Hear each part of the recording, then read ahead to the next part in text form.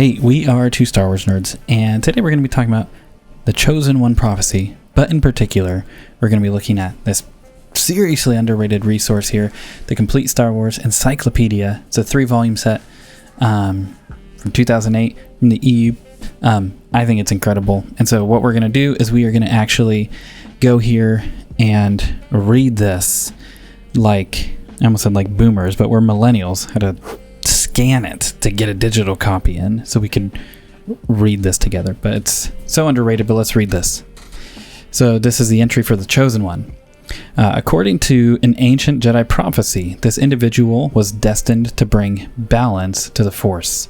And I guess in particular, we could even like dive into what does balance mean. But let's keep going. That's another video. It is. And George himself talks about what balance is. I'm sure it's in here. Yes.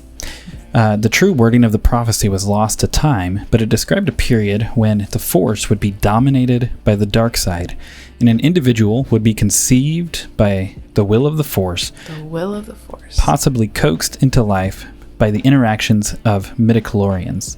This person would vanquish the dark side menace, returning the Force to balance. And so even right here, when we're looking at this, like the Chosen One would be about an individual, and in particular, vanquishing the dark side menace. Returning. Just want to clarify, it's one. Yeah, one Chosen One. Just one Chosen One, not two many Chosen Ones. Yeah, one Chosen One.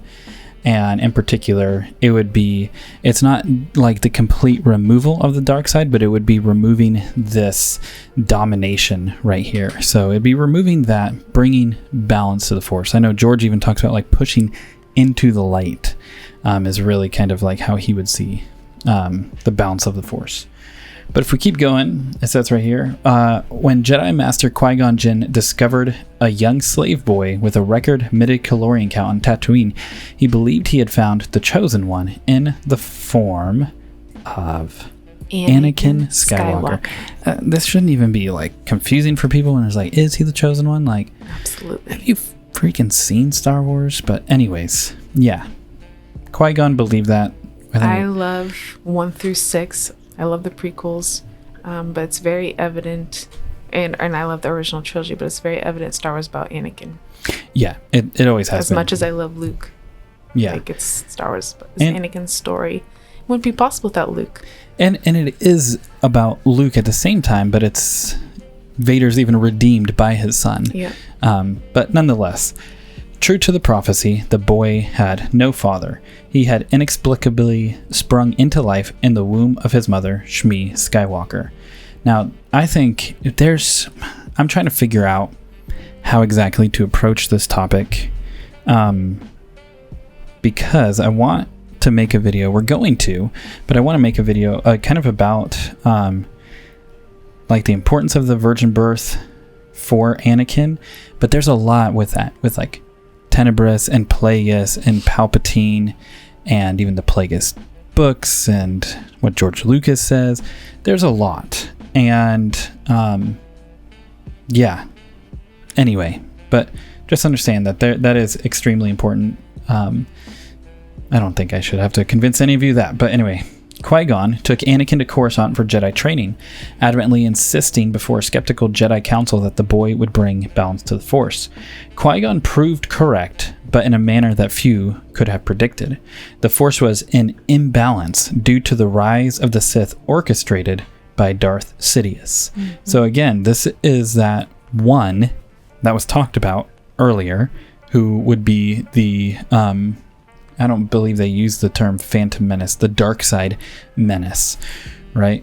So this is the one that needed to be vanquished. Yes. Which then when you get into even Anakin's birth and all of this, it's the tragedy, the bittersweet irony, or as George likes to say, it's all like poetry, it rhymes. Mm-hmm. It's this fact that he was trying to bring power and dominance into the world, and actually he brought about his downfall.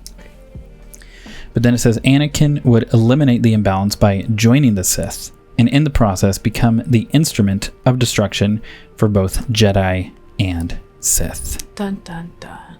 Yes. And not that this changes anything at all. But final thoughts you have after reading this?